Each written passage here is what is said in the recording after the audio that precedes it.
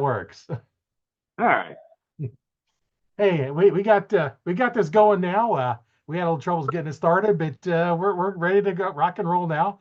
My name is Roy Canterbury. I'm going to be hosting on Arch Talk 101, and we have Justin on the show with us today. We're going to talk archery and another fellow PSE shooter. Um, we're going to say they're the best bows. Oh yeah. Nobody's Well, here to yeah. argue, so Well, yeah, nobody's going to argue with us. And as far as best bow, it's like, well, it's whatever's best for you. Forget about oh the name brand. They all make good bows. It's just oh yeah. I'm fond of PSE because, well, I was a Mhm. dealer for a few years. So anyway, Right. welcome to the show, Justin. Yeah. Thanks for having me. Yeah. As you can probably tell, we've been having fun before this even started. We've been playing around for about 15 minutes trying to get everything connected up and all kinds of problems, and now we're going, and now the fun starts. Oh yeah. Technology has definitely kicked us around a little bit, but we're here, so it's all good. Yeah, yeah. Well, Justin, how about if you introduce yourself so we can let our audience know who you are and a little something about you? Okay. Well, I'm Justin Martin. I'm one of the two that shoot in the Open Pro class. So the other one's from Alabama, and I'm the Ohio one. If everybody follows ASAs, IBOs, and stuff, that's how they kind of separate us. And we both shoot PSE currently, so that makes it more confusing. Um, but yeah, I I work at Rogue Bowstrings and then travel to all these tournaments and shoot IBOs, ASAs, some indoor stuff, and this time of year and chasing around mentally abusive whitetails. But yeah, just having a blast. So So where'd you say you work? Rogue Bowstrings. Oh, okay, So both. okay. Yep. Yeah, we'll put a link in the description to them. So if somebody's interested in it, and we'll also put a link to PSE in there because I like to put links to what we talk about, make it easier to Yeah. get in there, and that just makes it easier. And hey, we're promote where you're at, and uh, so tell us about your strings and why they're probably some of the best ones made. Yeah. So we do a lot of. I mean, every bowstring company is going to tell you they're the best strings out there. Yeah, oh But yeah, we do. So there's a lot of secretive type stuff in the industry because there's only so much you can really do to them. But so we do some processes that other companies don't to make them super stable. You're not having to worry about stretching, peak rotation, serving separation, any of that kind of stuff. And yeah, I mean, there's a bunch of stuff on the website. If anybody calls in, they'll wind up talking to me. So I can answer questions about all the different materials the best I can. But yeah, so really, really good solid strings, and you wouldn't have to worry about them on your bows, that's for sure. So, now what string material do you use for it when you make them? um, so we have three different levels. We have R17s, R19s, and R21s. In the 17s, we use X99 material. It's all BCY material. Then the R19s, we use 452X. And then the R21s, we use a material that we developed with BCY. That's an exclusive material for us. Basically, it's to improve on 452X a little bit. So it's still just as stable, but a little softer and quieter and a little bit faster. Doesn't fray as much, stuff like that. So, Oh, yeah. Well, I started making strings when I went down in 2001. I went down to mm-hmm. PSC, down to dealer school, and I use Oh, yeah. BC. I use exclusively BCY, except for some of Mm-hmm. the old Brownell that is left from before.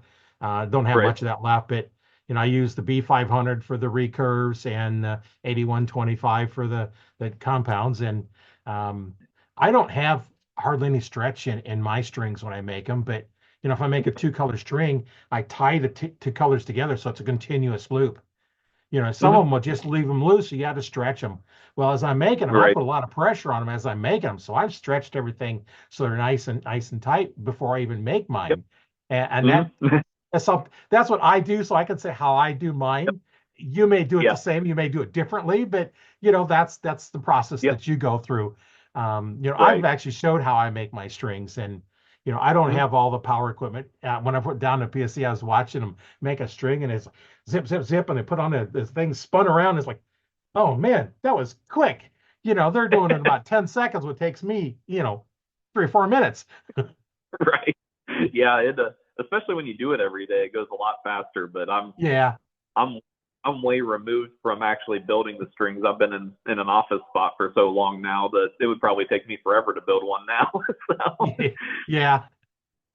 Yeah. It's kind of interesting. I've made a lot of strings, and nice thing about when I had my store, I didn't stock any strings. The only strings I had was some that were left that they'd ordered before. And most mhm. of those, after I closed my store, I still had them because they didn't fit anything. Right, right. You know, Yeah, uh, that's what seems. There's so many bows out there, and so many. Everybody wants a custom color, and if you have one built, nobody's gonna want that color, or they don't have that bow, and yeah, there's just so many out there. yeah. Well, and come in, somebody need a string. So what color? Well, I'll just black. No, I don't. Now, if your bow is all black and it makes sense, I Yeah, would do. But I says no, black's boring. Pick two different colors. Whatever colors you want. I don't care what they are. Just not all black. right. That's and it's kind of sad, but that's one of the more popular colors that we have is just all black, and I cringe every time somebody orders this really expensive string for this really expensive bow, and they just want black. Like, come on, pick Yeah, something. yeah. Pick something. And I never ordered any pre-fletched arrows. I Hmm. only ordered shafts. I didn't order any Yep. arrows that were done. They were all just shafts. And being traditional archer from the 60s, my only choice was feathers or feathers, just what shape Hmm. and whether it was Right. barred or solid. And I still use feathers, and so I stocked a lot of feathers, and I did stock a lot of vanes. And you come in, it's like, what color you want? They're all custom Hmm. colors, Yep. because nothing was fletched. I had to fletch everything. So you pick the colors you Yep. want. It's not like you go to the store now. Okay, this time it's two white and an orange, or it's two orange and a red, or two orange and a yellow, and Hmm. they're all different. This way you can make whatever color you want, and Yeah, that's the that's awesome. advantage of the way I did, is because I just ordered raw shafts. It didn't matter. Yep. Um, Yep. Yeah, you can make them whatever you feel like that day. So. yeah, yeah, whatever you feel like that day. And I didn't make them up until somebody come in and ordered them. Hmm. Yeah. So once they come in and they says, okay, I want a dozen arrows, and then whatever the price was a Mhm. dozen, it's like, well, I want a half a dozen. Okay, six, half the price plus $1. And that's how I Yep. charge it. If you want three Hmm. arrows, it's 1/4 of the price plus $1. You want one arrow? I'll say one arrow, but it's 1/12 plus $1. I charge an Yeah. extra dollar to split up a dozen set. So I'd sell you one Yep. arrow if you wanted. I didn't Yeah. care because I made an extra $12 a dozen. Right. Now that's kind of pretty much nothing when you're spending, so Right. much more. But then, a dozen arrows was, you know, $40, 30, $40, Yeah. for just Yeah. the arrows. I don't know what to charge now for them, but, Now refletching you're them. probably. And what was that you cut out? I said you'll probably have that just components now, $40 for a dozen. Oh, oh yeah. Yeah. Well, fortunately, I have a lot of feathers left. Hmm. So Right. I got a few veins running around someplace that, some of the small ones, but I pretty much got rid of them. I just used feathers and what I did on mine, slide back. This is actually my son's arrow. I normally shoot the PSE arrows, but this is a Hmm. gold tip, and it Hmm. looks like it's a wooden arrow. I don't know how I get the camera to show any better, but it looks like a wood Yeah. arrow. It's their Yep. traditions, and Hmm. as you can probably see somewhere here, yeah. I put one of those white reflective wraps underneath the fletching. Yep. Those glow really well. And I don't like Yeah. put them all the way back here because when you have to refletch them, you're cutting through your wrap. Now you got to destroy your wrap. And of course, you Yep. can see my son shoots feathers as well. Hmm. Yeah. I've been getting really into for hunting stuff. I've been getting really into hunting with my traditional bow as well, and yeah, I've been having a blast with that. So I've got the Black Eagle vintage arrows that look a lot like that. They got that like wood finish to them, and but they're a carbon arrow. They're really tough, and yeah, I've just been really enjoying the traditional stuff hunting wise the last couple of years. It seems like so. Yeah. My recurve, my latest recurve is a PSE. And then I Hmm. have one that's a left-handed, I should run a left-handed one that don't have string on it. what happened is I was sent a right-handed bow that had a left-handed bow. A box was supposed to be right-handed, but it was left-handed bow in it, and I just never sent it back to him. So I still have it, no string on it. Who knows what happened to the string? But the string's Right. gone. And then my very first bow was a Ben Pearson fiberglass recurve, 25 pound. I still have it. I won't. It's got still got the string on it. It's not Yeah. strung, but I won't string it because the fiberglass is starting to split out a little bit. And I used to have one of those draw length bows where it's just the arrow is actually the string goes through Oh, the arrow itself, yeah. and you can draw it back and see what your draw length is. And Hmm. a friend of mine I know from the from the archery club, you know, Hmm. 20 almost 30 years ago. She works for Nebraska Game and Parks, and one day I went in and I give it to her just because she does all kind of stuff, and it's nice. I'm not ever going to use it. Right. I'm not going to use it because I don't measure them that way anyway. You do the Yeah. wingspan 2.5, and I used Yep. to have a chart. There's actually a number you measure your wingspan, and then every 2 inches an inch longer in draw length, but there's an offset piece in there, and I don't remember what that was, but now they pretty much divide it by 2.5, and that gives you a good place to start. Yeah. And it's a place to start. It's not what it's going to be. It's just where to start.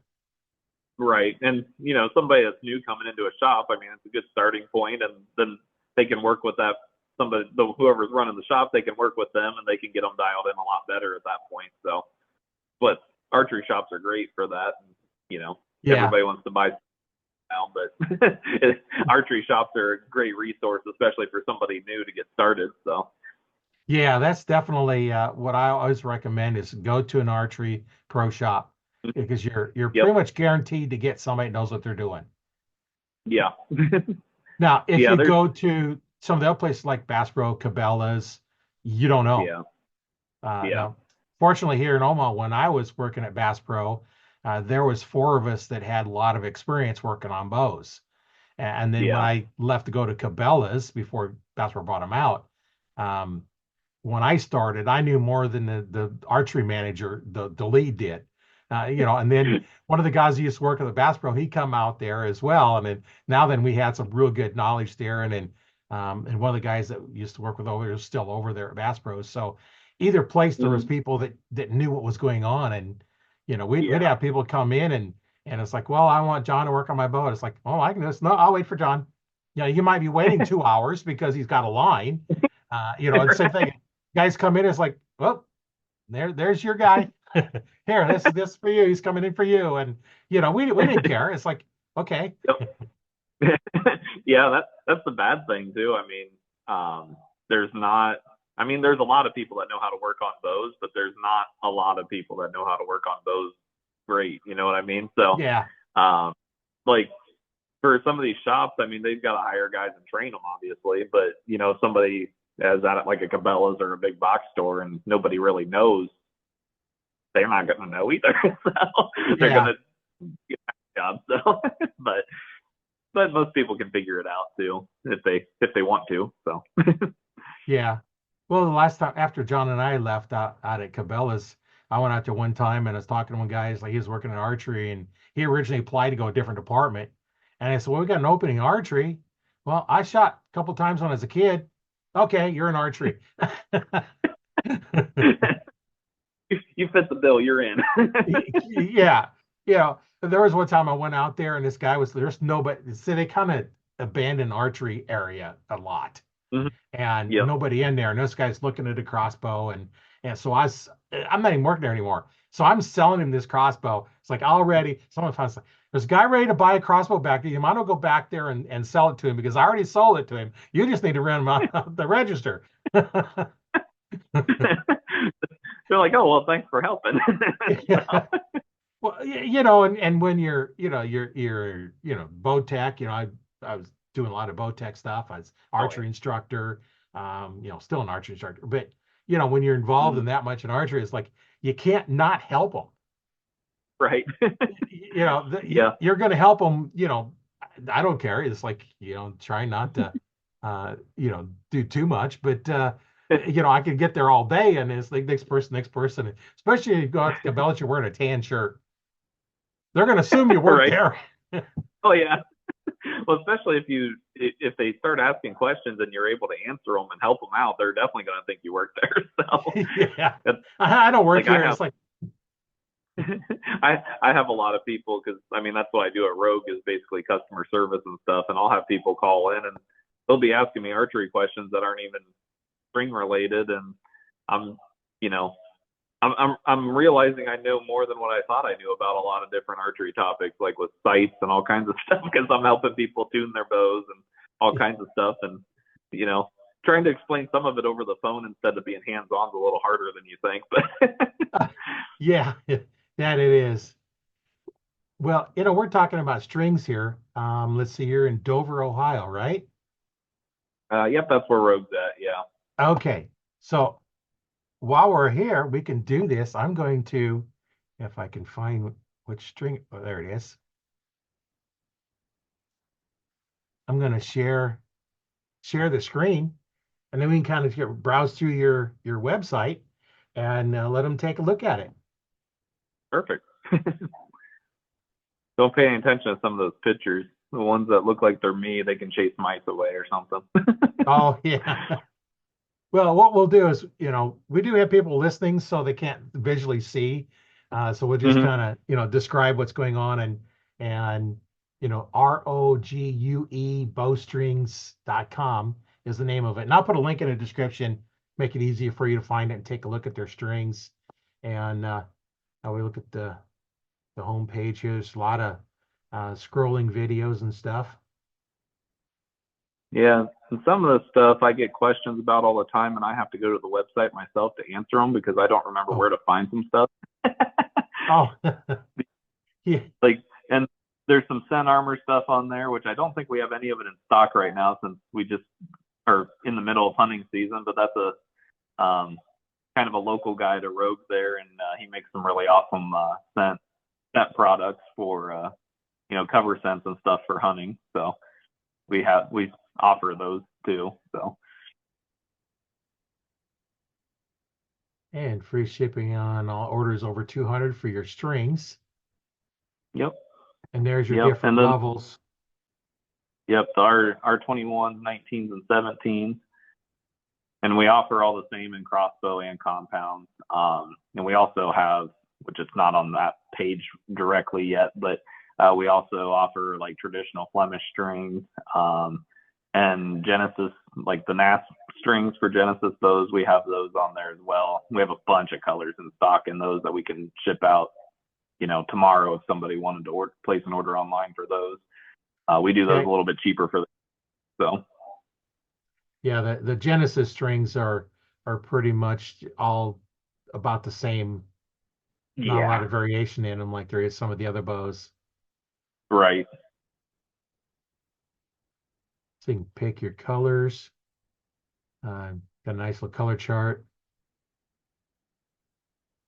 Yeah, we Uh, tried to take some pictures. There's some that are missing still, but we tried to get decent pictures with good lighting of all the different string materials and colors to actually kind of show what it looks like. But it's so Yeah, hard with the string materials to show what the colors are. So yeah, like the metallic bronze that doesn't really do it justice, and the right. silver and I made Well, a string for a guy that was he got it was a target bow. He come in and it was kind of that maroon bow. It was a PSE, and I mm-hmm, made mountain berry and silver string yep. because the bow we ordered in was in one draw length, and there was waiting. There was back ordered on something or other, and I said, "What we need?" So they sent me new cams, and I said, "Well, what do we wait on? Where's strings? Well, what string size do we need?" So I made him a new string to get his draw length, Mm-hmm, but then I made a set of cables because they had the standard black and white junk cables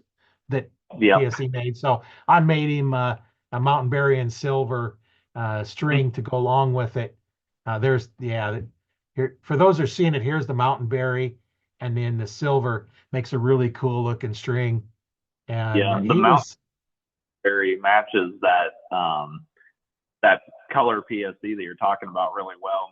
My indoor bow I'm shooting right now, it's that red color PSC, and I did a natural string set with mountain berry serving on it, and it matches it like perfectly. So Oh yeah, yeah, it turned out really nice. And the weird part was he was from Israel. oh yeah. So he's coming back, and then finally it ended up being it's like, well, he had some people over, so he just boxed it up and he just took it back on the plane with him because shipping it over would that had Oh 25% import tax on it, and right, so sure. I best the thing warranty repair work is what it was, is what I Yep. because it was repair work, and I had the extra Yep. cams in there and the extra strings in there, and Mhm. so he took it back, and so I don't know if he had to pay the extra tax on it, but I wrote it up so that he could say, well, that was my bow, I just had to have it fixed while I was over there, Right. Yeah. because they already I mean, paid sales tax in the United States for it. Why should he yeah. have to Well, pay tax again? yeah, they get taxed bad in some of those countries overseas when something comes in for them. Oh So yeah. that's Yeah, and then on our strings, you listed all the strings that you're talking about, and the gear. You've got some yep. gear out there too, as well. And the rogue gear tab, under that, at the bottom we have some in stock strings if people are interested in that, some like scorpions and ravens and the Genesis stuff there. um and yeah, we're in a constant struggle with the gear as far as like apparel and t-shirts and hats, because we have a hard time keeping stuff in stock. We sell it as fast Yeah, as we get it, and it's such a slow process to get it. So we're out of stuff as far as that goes a lot. But right now, like everything that's on there, we have in stock except for the Scent Armor stuff currently. So yeah, yeah. That on the other page said it was out of stock, but and you can see real light. You can see that it says out of stock and there's no price on them. right, So if it's out of stock, there's no price. Now I have made yeah, Flemish strings before, and mm-hmm. the by hand, those are a lot of work, but they're cool Yeah. Those though. those those are the most labor intensive ones that we have. But they come out really good, and yeah, we can, like that one that's on there. It's got like three colors basically speckled together, so we can do one solid color or up to like three colors like that. Um, Kind of like that speckled together type colors. But and they hold up really well. I'm on my second season with my recurve hunting with the same one right now, and I mean it's fraying up a little bit just because I'm hard on hunting stuff, but Well, other than yeah. that, Well, they're not showpieces. They're tools that we use in the field. right. Well, and when you're in the woods and you're actually using it for hunting, you're gonna beat it up a little bit. So Right. Yeah, especially like the recurves, it's so long, all the brush hit it, and it's hard to keep it out of the brush. And right. Yeah, and that so one, the Rogue Brotherhood thing, it kind of takes you to like a staff shooter, where people can apply to be on the shooting staff for Rogue. Um, it depends on the availability if I can accept it or if it would be like a next year thing we would look at. But people can always apply, and if there's an open spot available, I can see what I can do at least. So yeah. Well, if you're going out shooting, that's anytime you can support a company that makes good equipment, and that's mm, why I like to, talk to the archers, what equipment you're using it, and get some feedback on it. And there's like I said, there's a lot of string manufacturers out there, and oh I yeah, think pretty much all of them are making good strings. oh yeah, I yeah, I do a they're little bit, but I don't really make them for too much anymore for anybody else, just right, because I don't have the time and I don't really have the equipment set up to do, mass storage. And, I don't have it right, set up to where I can say, okay, I know this bow, I need to make it exactly this way. So what I right, do is I take the string off and I can adjust mm, it, based on what's going on. right, So yeah, because I can make some modifications, like the center serving, on a recurve, you need longer than you do on a compound. A compound, you best gonna need enough on each side of it to put your loop on. right. You don't need all the Yeah, rest because you're not hitting your arm or on a recurve, you need Right. that serving on there to protect against your arm. And Yep. and I've Yeah. seen some where they don't serve around the cam far enough. I like this, so now I add to it. Or some served, 3 inches past where it needs to go, so you can Yep. shorten it up and you can customize Mhm. them that way, and that way it makes it Yeah. really nice. Oh yeah. Yeah, and that's another thing I do is keep all of our bow specs updated with all the new bows every year. And this time of year always keeps me busy whenever everybody's releasing new bows and stuff. So Yeah. Yeah, so you get the specs and you got the machine all set up, it makes it really nice to do that. So, yeah, anything else you want to say about your website while we're here? I think that pretty much covers all of Okay. it there. So, and if anybody's interested, I mean, if they call in or send a message on the website or something, I'm pretty much going to be the one that answers it for the most part. So, I can, if somebody wants to call in and talk archery or talk strings or whatever, I'm pretty much there every weekday. So, unless I'm at a tournament, then Yeah. tournament season, people, I don't work anymore. But So, what tournaments do you make it to? so we go to all the IBOs and ASAs, and then normally Lancaster, Vegas, and indoor nationals, NSAA are kind of hit or miss. Some years I haven't been to Vegas for a handful of years now, but I want to get back out there again one of these years. So Yeah. Yeah, that's kind of nice. Do you do much hunting? yeah, yeah, mostly around home.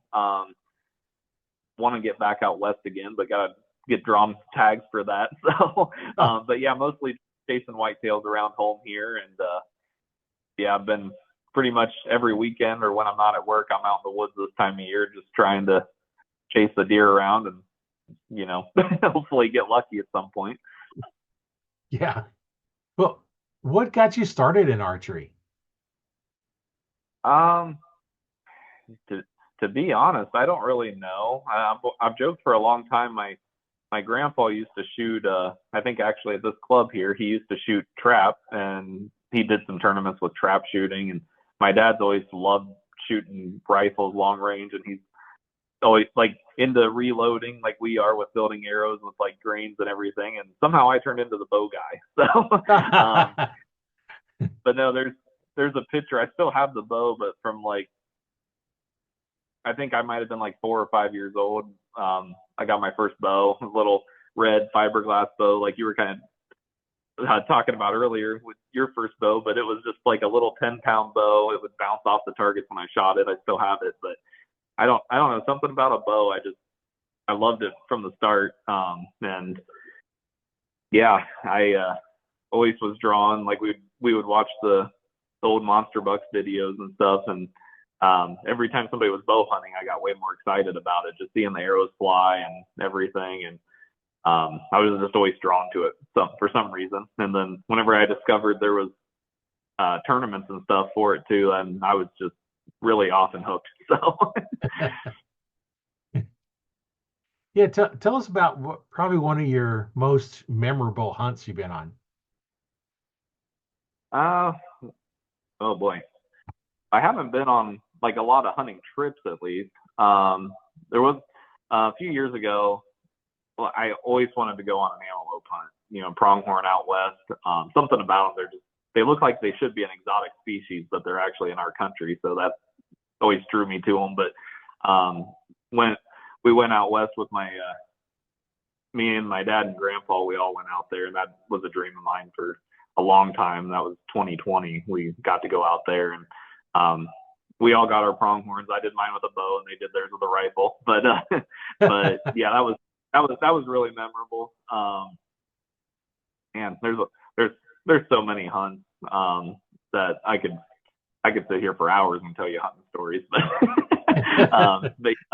there's a lot of, and these last few years I've really been getting into hunting with my trad bow, and that's really fun too. But you gotta get them a whole lot closer, so there's a little less stories that are successful when it comes to that. But Well, and you probably say as well as it's not always a successful hunt isn't always when you kill an animal. oh yeah, You can yeah, and have really cool ones and memorable ones. oh Sometimes I think the ones you don't shoot one or ones that you miss are make for better stories than the ones you just went out and you they walked by, you shot and you killed it, and oh, it's I'm done. It's like, okay, first, not even sunlight yet, and I'm already done Right. for the day. Well, and like nowadays, everybody, everybody's all about the inches, like getting the biggest buck and everything. Which, yeah, everybody wants to get the biggest buck, but honestly, probably one of my most memorable deer was the smallest buck I ever shot, and that was 2 years ago out in Indiana. It just the way it all worked out, and it was at my in-laws' property, and they didn't have deer for a long time, and they were starting to have deer coming around again, and I was able to get that one, and I thought I hit it bad. It turned out I smoked it, and I went back out the next morning and found it. But it was just, one of those roller coasters and, and Yeah, emotion coasters everywhere. And yeah, that was a really memorable one, just because. And it was my smallest buck ever. It was just this little, just a little porky, but he was really cool and means a lot to me. So yeah, and I'm not too big into going out. It's like I'm only going to hunt these big old bucks, and it's like I hunt for the does. yep, They're easier, they taste better, and it's like uh, when you have a high number of population, you want to shoot the does anyway. yeah, And yeah. That's yeah, how we are here. We got so many deer. We need to shoot some does to keep the herd healthy. And like I've gotten too like I don't know if I'm just getting older, more mature, or what, but like I used to, even just a few years ago, I would almost get depressed during hunting season if I didn't have a buck down by now. Just self-inflicted pressure, I guess, feeling like I needed to get something to, be somebody or whatever. I don't know, but like yeah, now I'm just enjoying getting out and spending time in the woods. I mean, I've gotten a couple of does this year with my recurve, and I've had some close calls with bucks. I just haven't connected yet. So, yeah. but yeah, just been enjoying getting out and spending time in the woods. So, And that's the biggest thing is, get out there and have some fun, and mhm. don't worry about it. If something comes by, shoot it, Yeah, you know. yeah, and like we spend all basically January to August. We're on the road traveling for these tournaments and practicing all the time. So this time of year is kind of my unwind, just slow down, enjoy spending time out in the woods time, and then here in another month or so, we're going to start ramping back up for tournament season again. So then we'll be Yeah, go go go. yeah. What's your tournament you've been in? What's the most memorable one you had? um, yeah, there's a bunch of those too. I get well. I'll say the first big one that I'll win, which I haven't yet. That'll probably be my favorite one.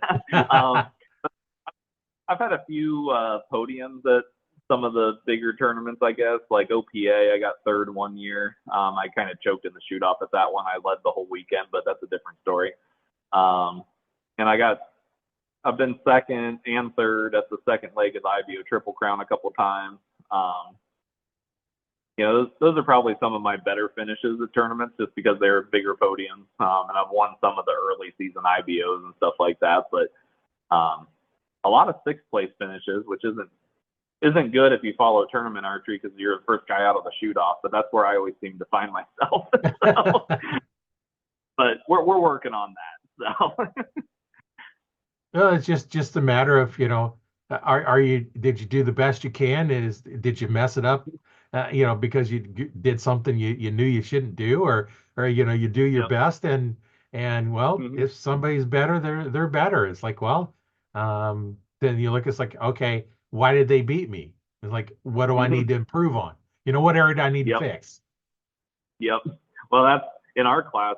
Well, we shoot unknown yardage at 3Ds too. So, but in our class, there's so many guys that could win any given weekend. I mean, the tiniest little mistake and your weekend's over. So, it's really tight competition, but it's a lot of fun. And the guys that we shoot with, we're pretty much all friends. I mean, we shoot together almost every weekend or every other weekend throughout the year. So, we're all pretty close. We all want to see each other do well, but at the same time, we all want to win. So it's really competitive.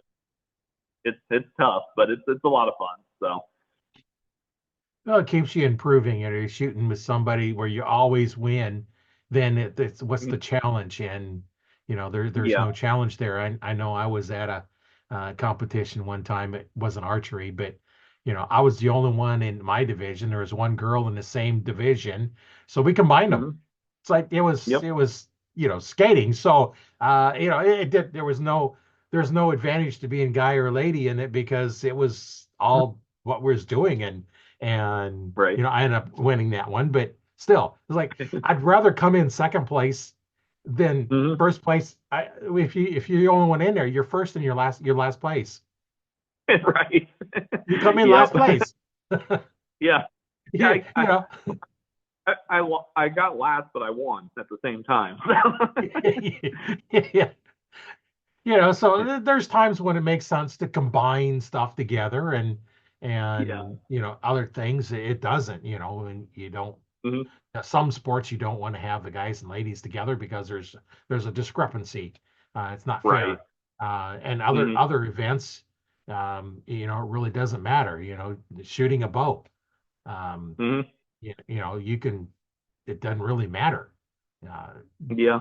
Guys are generally going to There's shoot a some. little heavier weight, so judging yardage is a little bit better, but still, if it's a known yardage, it doesn't matter. Yeah. Well, especially like indoors and stuff. There's some ladies that could beat up on some of the guys for sure. Oh So, yeah, because we're all just standing at 20 yards. Speed doesn't matter. All that matters is making good shots. And there's definitely some of them that they could beat up on a lot of the guys. So they'd hurt some feelings. yeah. I know. At 40 yards, a lot of the indoor ones are only shooting 35, 40 pounds. Even the Oh guys, yeah. they're shooting the real lightweight. Um, Yeah. Me, I found if I shoot that light of weight, I can't lock into my form just Yep. because there's nothing there. I Right. shot better at 70 than I did at 60. Yep. I don't know now as I'm getting older and I had bypass surgery, so I can't even draw my bow yet. But Yeah. uh, I would shoot a 300 round with my hunting bow at 70 pounds, Yep. and it's weird. I'd shoot worse on the first half than I did in the second half. I did that. I shot indoor nationals a couple years ago. The NFA indoor nationals, we shoot at like 120 arrows over 2 days, and I shot that with my one 3D setup. I had it like 74 pounds, and I was kind of the same way. I shot better the second half both days than I did the first half. But yeah, I think it was just my muscles needed to get warmed up or something. But Yeah. Well, then I go to some of the 3Ds, and it's like, well, you going to warm up? No, I don't get to yeah, warm up right, on shooting a deer. My first shot right, counts. My first shot counts. I'd hate to warm up and get a perfect shot on the first one, and then when it yep, comes time to score, and it's like, no, I'm just going to start up. I don't need to warm ups. yeah. I When a I lot of the guys class nuts because like they'll get over to the shoot early. They'll shoot the bags. They'll go out and judge targets and everything. And I normally just stroll up and my first warm up arrow for the day is target one for the most part. And I think it drives some, but I mean, I, I've done that. I've done all the warming up and practicing and everything, and it never seems to make a difference for me. So as long as my bow's sighted in, I just show up and shoot. So yeah, well, and it's when I get in the tree stand, I'll draw my bow back, mhm. just to make sure everything's all right, and then let down. Um, just to make sure everything is working okay. And I had Yeah. one time I was it was hunting season. I hadn't been shooting much because I was shooting all summer, and in hunting season I didn't really shoot. And one day it was cold out, and I climb up in the tree stand. I go ready to pull my bow back. I can't get it to. I can't even come close to drawing it back, and I'm pulling, and I'm pulling, and I'm pulling, and of course now I'm straining myself, and I'm hurting Uh-huh. myself. And then later I was like, well, either I go home or I sit here. I'm going to sit here because I'm not going to drive all the way out there and then not at least sit. And a little bit later, I worked a Right. little bit, and I was able to draw my bow, but I hurt for about a week, because Right. I hadn't stopped. I had stopped practicing.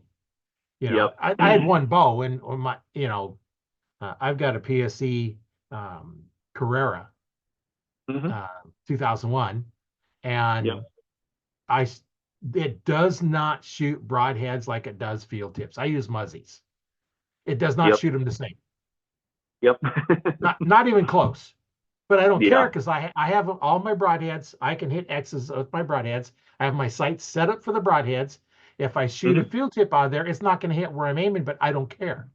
I'm going to Right. aim at the same spot on all the five targets, and it's going to hit in the Hmm. same spot on every one. I know it's Yep. not set up for those. Now my other Well, bow, it's gonna I'm gonna be hitting where I'm supposed to with them, but mhm. Yeah, I was gonna say, like with a hunting bow, the only thing that really matters is where that broadhead hits anyway. So as right, long as it's set up it in for those broadheads, it doesn't matter where a field point goes. So right. Well, and those that have a single bow and set up for broadheads, and then just buy another sight just for hunting, yeah. and then swap sights. Yep. There's some that have a quick disconnect on them. You just loosen them up and pull them Mhm. out, and make sure you put it in the same spot each time because if you move it further in or further out, it's going to Yeah. change your spacing. I had a guy one time said, "Oh, it doesn't matter where," because I seen him put it in one time, was all the way out is in. It's like, no, you got to put them in the same spot every time. Your pins are not set right. Oh, he didn't believe it. I was like, well, let's move it all the way in and shoot him and see what Yeah. it does. Move it out and I see what got it does. I might have some stories about that and stories I've heard at tournaments of people frantically having to recite in their sight tapes at tournaments because they put their sight in the wrong spot and they thought their bow was just way out of, and they put a whole new sight tape on and realized that they put it in the wrong notch. But yeah, definitely kind of matters a little bit on that Yeah, stuff. it does. All that makes a difference. And I was watching a video that popped up on tying loops. So he Hmm. started off. One thing he didn't do was he didn't wax the string, which is an important part. You put wax on that loop Hmm. before you tie it. But he cut it 5 inches and burnt both ends. Well, I burned Hmm. one end on my because I have a big roll, and I cut it four and a Hmm. half inches and then burned the other end. So by Yeah. burning both ends, he probably about the same. So he folded it in half and he did the one, where you pull and get there. And then he put the arrow on there, and now he tied in a string serving in there, over both sides. And then he put his Hmm. loop on there. Wrong. And the reason why is now you're pulling and that string goes through that arrow at an angle. And when Yep. it shoots, it pushes it not straight. The best way to do it is from the nock to the tip is where the force has to go. The only way to do that is you have to have your loop on above and below your nock. And if you Hmm. wax them, you pull them on, you tighten them all up, you pull them tight, that loop does not move. Hmm. Yeah. And when I tie them on, you're not untying the loop. You're cutting it off and putting a new one on. There's Right. no untying it. It does not come untied because I've waxed it and you pull it tight, you squeeze the thing in there, and there's no he said you want a little gap so the arrow will move just a little Yep. bit. It's like, Hmm. no, you don't want it to move because that movement makes it go up. And I was telling you, it's Right. like put a pencil on your table and take your finger, push on the eraser directly towards the tip. Have a sharpened Hmm. pencil directly before that. What does that pencil do? Move straight. Now, so slightly, just maybe 1 degree off and push that. What's that pencil do? It goes sideways. That's exactly what we're doing with the arrow. Yep. So Yep. I And then learned how especially, important that what. Go ahead. oh, go ahead. Oh, I learned that one time when I had my store, guy calls me up and he'd call the other shops. They'll tell him, no. It says, I want to set my bow up to shoot two arrows at one time. I said, okay, show up just before we close because you can't afford me during when I'm open, but let's play.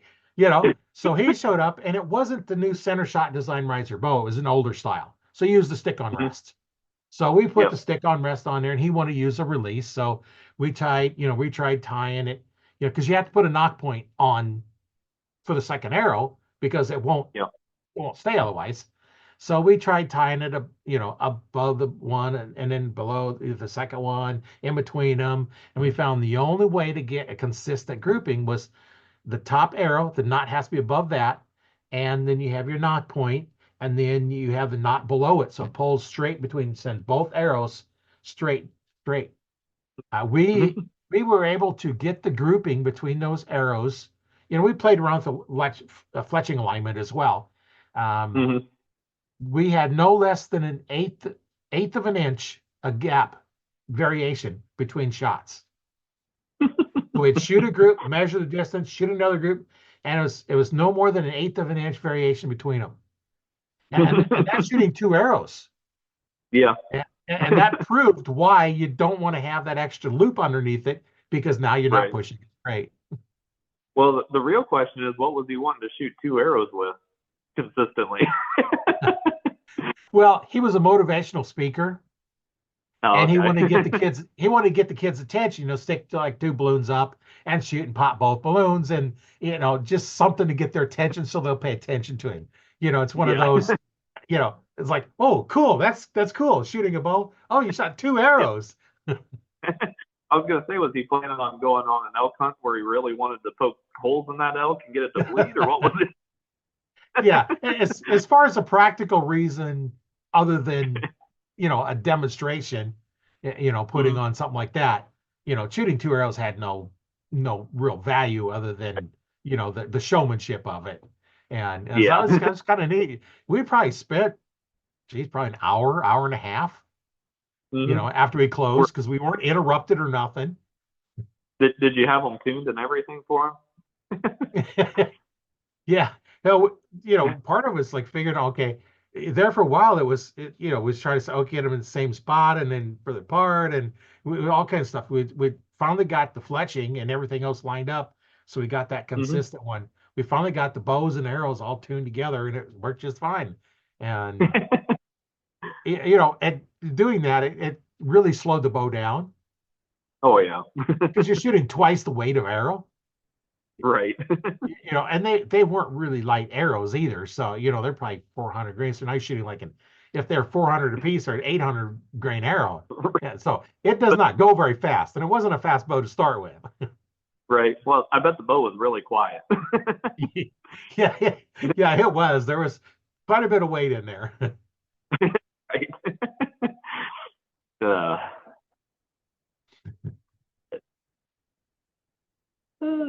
So have you set any bows up weird to do weird stuff like that? Or you no, haven't?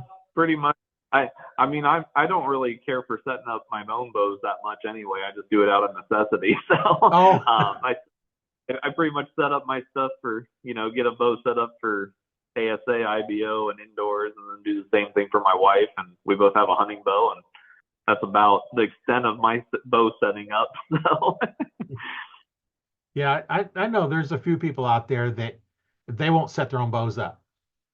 yeah. They take it to somebody, have them do it that they trust. They know it's done right. So if they're having a problem, it's not the bow, it's them.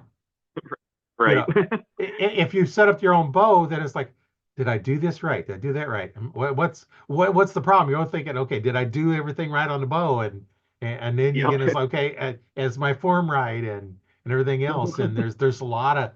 It takes a lot of it away. Me, Right. I'm one of those that I kind of don't trust anybody else to set my equipment up. So Yep.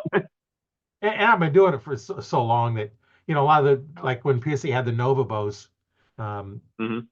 those were low end bows, and I Hmm. set them up. I put string silencers on them. We tied those little we used to call them poofa balls. The skirt material you make for bass jigs. We'd cut Hmm. those about 3 inches long and put like four, and we'd tie a knot. Really, you would use the end serving so it's really thin, and we pull it really tight, and then you pull them and stretch them and cut them, and they fray out and Yep. make little balls on it. And we'd put one of those on all the bows. Nobody could price compare because there was nobody had them set up like we did. And then we'd put a stabilizer on it. Now it might be one of them cheap aluminum ones that, you know, $10, $20, cheap stabilizers. There for a while, PSC put stabilizers on them. But when they Hmm. did, we put the cheapest stabilizer we can get, just to hold the sling on there. We put a sling on it. We'd give one of the Patriot releases. Um, True Fire has their low end release that PSC. I don't know if they still, but they used to sell that, so I'd get them from PSC. Like $11 a piece is what I paid for them. We sold them for like 20, and Yep. not the release I would recommend anybody using. But Hmm. a beginner sometimes they don't have the money they want to spend. To spend Right. $60, $80 on a release when they're spending 350 on the bow. Yep. So I put a release in there. Of course, they all come with the rest of the sight and the quiver. I put 6 arrows in the quiver, fletched however you want them fletched, with tips on them. All set up, ready to go. The only thing I didn't do is a case, because the difference between me buying those Plano cases that everybody has now, the black ones, Mhm. you could buy them at Walmart for $5 more than what I had paid for them, and I still had shipping to get them in. So you can go buy them from Walmart for what I had into them. So I just never stocked them. No, but Yeah. I'd had some soft cases I'd stock, and if you wanted, a higher end case, then I'd order that in for you. But Yeah. that way you had everything ready to go, and I give you a shooting instruction with it, and I can Mhm. pretty much set one of those bows up by looking at it. You can put the levels and stuff on it. Yeah, it's not much different. I could eyeball it and get it set up Oh almost yeah. perfectly because I've done so many of them. And yeah, for the low end bow, that's all I was going to do. I wasn't going to go Yeah. through all the stuff I did on the higher end bows, just Oh yeah. because until they know any better, you know, you don't Well, and spend the time on it. yeah, well, and especially, when you're first starting out, I mean, all of us, even like with my recurve stuff, I hadn't even tuned my recurve until more recently, just because I didn't think my form was consistent enough. So, Right, right. until your form's really consistent enough, after practicing and everything, you're not going to really get a consistent bullet hole or anything like that out of it anyway. So, set it up, go shoot it, have fun, don't worry about it until your form gets a little better and you want to get better. Yeah. So, Well, and that's why I also included in shooting instruction with my bows, mhm. because then Yeah, you know how to shoot. And my thought was, right. I want to sell you the low end bow, Hmm. and teach you how to shoot, so you're going to stay in the game. If you decide you Hmm. don't like archery, you've got a $300 bow sitting in your closet, rather than pushing Right. in the 800, 900, $1,000 bows that sits in your Yeah. closet. I couldn't justify pushing that Right. kind of stuff. And then someone Right. coming looking for stabilizer. Okay, put this stabilizer on and shoot. How's that feel? Put this one on, more expensive one. Shoot, can tell difference? No, buy a cheap one. You're If you right. can't tell the difference, Right. why spend the money? That was Right. my thought. Why spend the extra money? Being the Yep. owner, I'm on commission. The more I Right. sell, the more I make. Yep. But I couldn't push anything that wasn't there. And I actually had a guy that sent somebody into me because I knew I wouldn't sell him stuff I didn't need. Hmm. You get the reputation. I'm going to sell to you if you need it. If you don't need Hmm. it, why get it? And then the other Right. thing too is, as you stay in it longer, what do you got? You're going to want a better sight. You're going to come and buy another Yep. sight. You want a better rest. You're Yep. going to buy another rest. Eventually, you're going Hmm. to get more arrows. Maybe you want a new bow. Now I've sold you two bows, two sights, two arrows, two Yep. rest. I've sold you two bows now because I didn't Yep. overprice you out of the thing. And Yeah. Well, that's why I tell people all the time when they call in and ask me what they need string wise. They ask me like the different levels of strings and stuff at Rogue. I'm like, I'm going to tell you up front, I'm a horrible salesman, because if you don't need it, I'm not going to tell you do. So, unless like some of the newer bows, they might have a more aggressive cam or something like that, and I'll talk them into like at least the R19. But I'm the same way. If you don't need it, I'm not going to tell you do. Just because. So I'm going to get you what you actually need, so you're not spending more than you have to. yeah, and if you want the higher stuff, then it's like, well, I really want that. I want the best. Yeah. I'm like, Then yeah, okay. well, we'll do that for you too. So, but but and I have people. It's like, well, my next, I'm going to get the best one next time. Well, what is mhm. that? And of course, a lot of times I'd say Matthews, because Matthews advertises they're the best. Are they the Yep. best? Maybe, maybe not. Mhm. I've had one, Yep. shot good, and then Yep. actually I'd had it. I hadn't had it very long when I become a PSC dealer, so I'm going down to, and part of the dealer school you got to pick a bow. Mhm. And so I'm down there, and I says, okay, I'm shooting the Matthews Q2. Which one of these bows should I pick up? That's going to be as good, if not better, than that one. And that's when I Mhm. got the Carrera. One thing, it was rated at, I think that was 320 feet per second. The Q2 was Mhm. like 305 or something like that. It was rated faster. And after I got it and set it up, it's like, oh, I had no problem selling the Matthews, because I Yeah. liked it just as well and it better. It's set up really good. My Mhm. when I set up, I wasn't a bow tech at the time, I just set him. I set my Matthews up. My first shot was a perfect hole. Like, cool. You know, yeah, shooting perfect holes is nothing. You can take a perfectly tuned bow and you can have it tear Mhm. crazy. Your form. Yep. If you Hmm. grip that bow, you're gonna have terrible form. Oh And yeah. and you can take a bow that's shooting weird and it'll shoot the same every time. It's just when Hmm. you get a hold of it, it shoots differently. So Yeah. I don't use paper because I put the bow in a jig and I'll put a level on the string, make sure it's plumb and everything, and then I'll level out the shelf, make sure that's level. So I got Mhm. level and I got plumb, everything is all set, and then I want to put my arrow on. Adjust my arrow to where it's supposed to be, right there, just above where the burger button is. Yep. Those that don't know, the burger button is the bolt that holds your rest on. Uh, Yep. back back when they had just the plunger rest, that was burger Mhm. button was what they used. So I Yep. still refer to it that way. I don't know. It's the bolt hole where you put your bolt in there for your rest. Yeah. You don't want it down even with it. You want maybe half the arrow over the top of it, covered by it. So I put that in there. I'd put a level on the tip of the arrow and adjust the knock until that is set. And then I'd put my loop on.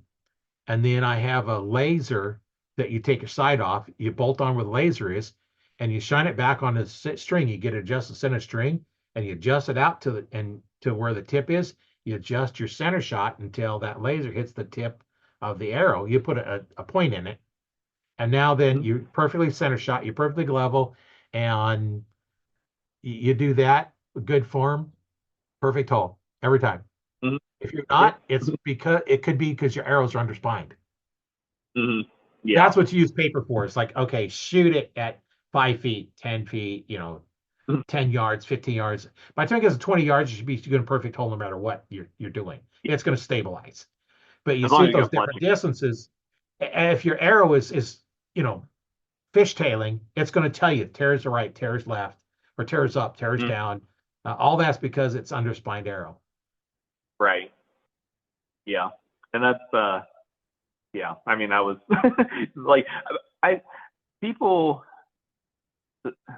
especially tournament people, like I can get it with hunting stuff with broadheads and everything because I'm pretty particular with tuning my hunting stuff.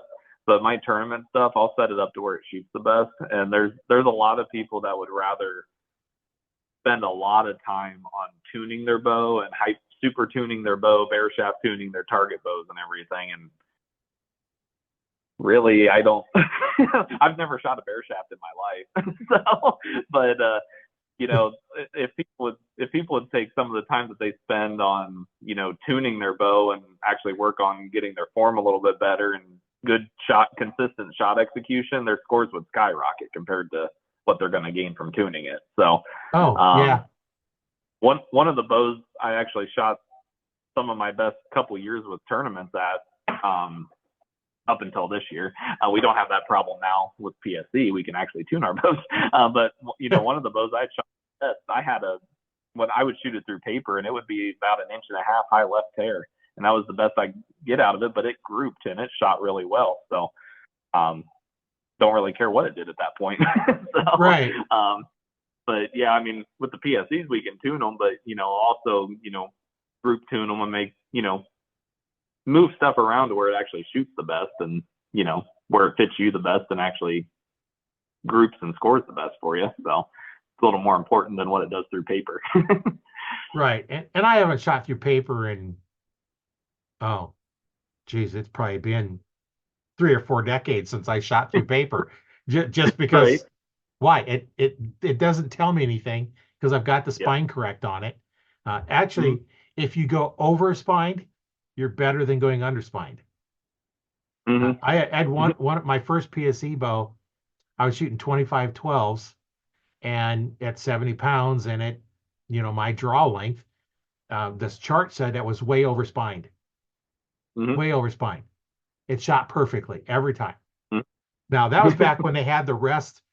It was an overdraw rest, and that's what was on the bow when I got it.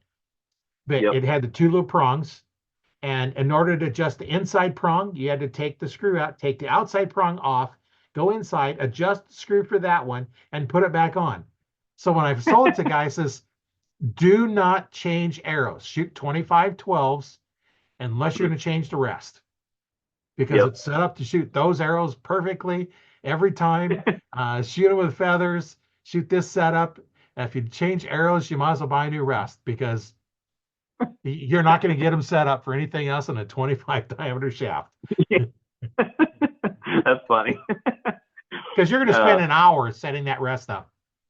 Oh yeah, and I've always noticed too, like even, you know, I've shot PSE on and off for, that's always where I seem to go back to is PSE bows, but it seems like the PSEs always like a stiffer arrow compared to a lot of the other bows I've shot. And I don't know if it's just because their cams are more aggressive or what, but like I've shot Matthews and Martin and some other bows like way back, and they seem to, those other bows seem to like a lot weaker arrow than what the PSEs like. I mean, even now that we're back with PSE, it seems like I can shoot a stiffer arrow a whole lot better out of these bows than what I could out of those other bows. So, but yeah, I've always found that too. Other, like with the PSEs especially, that like you almost can't go too stiff, and they seem to really like a stiff arrow. So. Yeah, that's my first PSE back, geez, in the 90s. Yeah. I forget which model it was now. It's so long ago, I forget now. But yeah, it was a way over spined arrow, and it shot perfectly. And now my Carrera that I'm hunting with, I've got a little bit heavier arrows with that now. When I had my store, PSE come out with what they called the Hunter Shaft. Mm-hmm. They got the Comp Pros, which are 1000s, and then they had the 3000s and the 6000s. These Hunter shafts were 7000 straightness. Mm-hmm. Now I don't shoot that bad of an arrow when I'm hunting. I use the Comp Pros normally, but I got them. I said I got some in to try them out and see what they was, how they was. Mm-hmm. And with my broadheads, I could get them to group in the white on a 5-spot, not the X like I can with the Comp Pros, but I got them to group in there, and they sent them in a 400 spine. I shoot 300 spine. Now, for those that don't, PSE, the 100 is the weakest, 200 stiffer, 300 is what you need for 70 pound. And then they had the 400, which was a stiffer spine. They come in 400, which also means they're heavier. So I went to replace them. I didn't have those. And I had some weight tubes. I had to take them out and put weight tubes in to get the weight the same, so I didn't have to redo all my pins. So my hunting arrows have weight tubes in them to get the weight up. Now, I don't care about the extra weight, but that's just, what I had to do to get up. I think they were right at 370 before, I put those on, and now they're a little over 400. I was like, why is this heavier, way heavier than my other ones? Oh, and then then I realized that they had said that they had mismarked them 300s instead of 400s. Oh, yeah. So, yeah, got some in that way, but I have so many now that I'm right. One of these days I'll have to just redo my pins, but yeah, I shoot muzzies, fixed blade, and one of the problems you have with a fixed blade with these new bows that are so fast, they're harder. You can't hardly tune them. They're just too fast. You need the mechanicals for those high speed ones. Now that Carrera is 320 feet per second, but I'm not getting anywhere near that because I have string silencers on. I put the string leeches in the string and the cables. Because if you take the cable and you pluck it, it rings, like a string. Well, I put one of those in it dampens it down. It's quieter, but it also slows it down. I have a loop on it. I have a kisser button. I have a peep in it. So I have all this stuff. So I'm not getting anywhere near that. And I'm not shooting a 30-inch arrow. I'm shooting a 29.5-inch arrow. I'm shooting 70 pounds, what is that for? But, I use, I don't know if they make them anymore, but something called a U-bar. It's a cone-shaped washer and a rubber O-ring. So I put my broadheads on, and then you can adjust them by where you want them to hit, tighten them up a little bit. Because I line them up the fletching with the broadheads because of 3 blade and 3 fletch. I line them up and Hmm. start there. And you can tweak them a little bit tighter, a little bit looser, and it's going to direct that broadhead in a different spot. Hmm. I do that Yep. until they're all going to hit in the X, and then I put a little piece of white mark on it so that I Hmm. can see they're all to get missed off. I can mixed, twisted. Yep. I'll put that on there so I can look at it and say, oh, okay, they're lined up. As long as those are lined up, I know I'm good. And that way I set them up, I can shoot X's with my broadheads. Yeah. As long as the broadhead's Yeah. on that bow, the field tip, I'm not even in the white. Yeah. Yeah. I've the Muzzy 3 blade those Muzzy 3 blades. I've shot probably more deer with those things than anything else, and a lot of people knock them nowadays. But I've still got some, and yeah, I've always liked those things. Well, my first year was, I think, 145 grain 4 blade Hmm. on a 2117 full length arrow at 40 yards away. That arrow went clear up to the fletching when it Yep. went through that deer. Since then, I switched to the 100 grain 3 blades. And to show you how tough the Muzzy is, at 20 yards, I hit a concrete block. The broadhead stuck in the concrete block. The insert cracked in half and split the Hmm. shaft back about an inch. And the Hmm. shaft was laying on the ground. The broadhead was stuck in the concrete block. I pulled it out, no damage at all. Hmm. I still, I don't know which arrow it's on. I still use it. Yeah. It didn't hurt the broadhead at all. After sticking it in a Hmm. concrete block at 70 pounds at 20 yards. There, I mean, like I said, I've heard a lot of people knock on them, but I've never had an issue with them. And I mean, those broadheads have probably killed more deer than blue tongue has. So I'd say Yeah. they work. So and they're Yeah. fairly cheap. I mean, 6 pack of them for less than the price of most broadheads. You can get a 3 pack. So. Yeah. Well, and they say their thing is bad to the bone. I had Hmm. pictures of bones that shattered. And one time it the string hit my arm. Hmm. I hit it in the thigh bone. Yep. The bone is in 3 pieces. It shattered it Hmm. and still And that's a big. still passed through. Didn't even slow down. Yeah. I hit ribs. It don't even bother them. Yeah. Now, the only place the Muzzy does not penetrate is on that shoulder blade when you hit that big piece sticking up. If you hit that, Mhm. it ain't going through. I know no broad's going to go through that. Yeah. Now. Yeah. I mean, that's the thing. Everybody nowadays is all into putting 700 grains in the front, in case you shoot it in the shoulder. Well, I'm sorry, but you hit in the shoulder, you're probably not getting through no matter what you're doing. So Yeah. I, I, I set it up to be more accurate and try to hit where I want to, and we'll worry about the Well, rest of it when it now if you take that lower part of the shoulder, I've gone through that with the Muzzies many times. I've gone through comes. that part. But if you get up towards the top where that bone sticks up, you're not going Yep. through that. At Yeah. 70 pounds at 10 yards, you're not going through Right. it. Yeah. There's some big bones in there, but I mean, you just want to be back behind that a little bit and down. Yeah. So Now with a gun, that's a little different story. yeah, yeah. A gun, you kind of aim there and you just shatter it, Yeah, but they're not running. back off of that just a little bit. So Yeah, or a car hit that front you're right. shoulder. I did Yeah, that last Tuesday. we try not to get deer that way, but No, it no. happens. I was going down the highway 60 mile an hour Hmm. and on low beams because there was traffic, so I didn't have Yep. high beams on.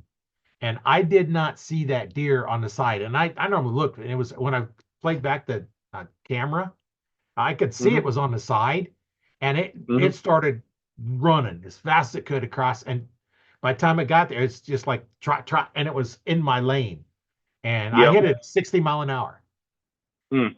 and it did not end up in the road or on the median. Hmm. It ended up in the ditch, about 20, 25, 30 feet away Yeah.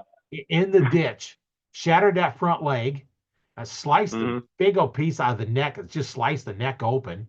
And, Hmm. it wasn't just walking. or trotting. It was running, but the head goes down when they start running. Right. And the head was down far enough that it hit the headlights and stuff because it just sliced Hmm. that neck right open. Mm. How And of much course the damage? car, yeah, well, it did not set the airbags off because it didn't hit the Okay. bumper. It did Yeah. cave the radiator in. Of course, the engine not running. Yeah. Um, I don't know. It was a 2004 Toyota Corolla. Mm. Okay. So I was figuring, okay, I can probably for 1,000, 1,500, I can get all the parts and just fix it. Because no Yeah. frame, it's just pulling stuff back out. And we Right. managed to find another 2004 Toyota Corolla um, that had, mine had 220,000, this had 250,000.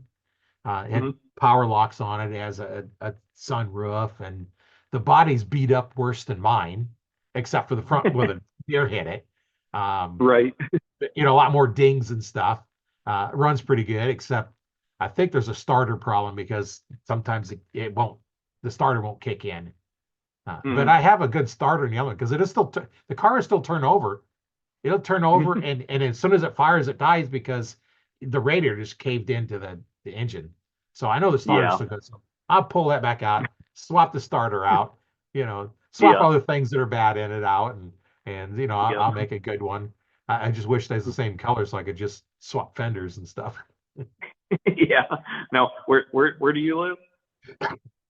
Nebraska. Nebraska. Okay. I was gonna say, yeah, I know around here we're thick with deer, and you drive around any back road or main road around here, there's deer laying along the road everywhere. So, Yeah. but I'm sure that for you guys too, out in Nebraska, there's a lot of deer out there too. Yeah. Well, this year they've been moving around a lot more. Um, Hmm. that one's in my freezer. Yep. In Perfect. Nebraska, if you hit a deer, the cop comes out, issue a roadkill permit, so it's your deer. Hmm. You can keep Yep. it.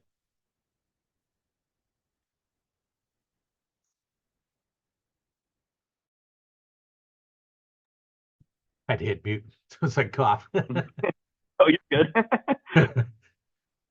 But yeah, it's Yeah. At least last you get to sell your. weekend. Yeah, it kind of filled up the rest of my freezer. Last weekend, my son was out. It's rifle season now, and he was Mhm. out, and he got one last Sunday. Not this last Sunday, but the week ago Sunday.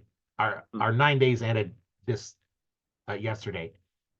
Mhm. So he's got 4 tags altogether. So he goes out Mhm. Saturday morning and shoots 3 within about a half hour. So he calls me and it's like, can you bring the 4-wheeler down and help pull it? Because they're only about a mile away where he's hunting. Yeah. Uh, Yeah. so I was like, okay, he'd come back. We took down there and it was down by the creek. The one stayed on the other side of the creek, so I had to pull it over. The other two come on our side of the creek because they come down and get a drink. So fair Mhm. game. Um, so we hooked. Actually, I had a rope and I hooked the metal to the ball on the back of the 4-wheeler, and the little one and the big one are tied onto one end, and the other one. So I'm pulling with the 4-wheeler, pulling all 3 of them up at the same time up the bank, and there's probably about 4 feet where it's coming straight up. So I'm Yeah. pulling, yanking it. He's lifting up on it. We got him up there, and put 2 of them on his 4-wheeler. He's got a side by side, so he's got a pretty good size, and I got just a regular, Honda 4-wheeler, and put him on the back of mine. So he hauled him back and put him in his truck, and he hauled him home and cleaning him up. Well, I guess He's I guess that's a quick way to fill a freezer. yeah, 3 deer at once, and it's weird. He shot the buck, and then it run back up the hill. Then Mhm. 2 does were standing, or doe and buttonbuck, buttonbuck, I think it was. He shot the doe, and it run across the creek towards Mhm. where he shot. The other one just stood there, so he shot it too. Hey, Tagged that's out. a good quick way to do it. Yeah, it'd be a long shot for a bow where they come down to drink. Yeah. He said probably 50, 40 to 60 yard shots, what you're going to have. And that's a Yeah. little bit far for a bow.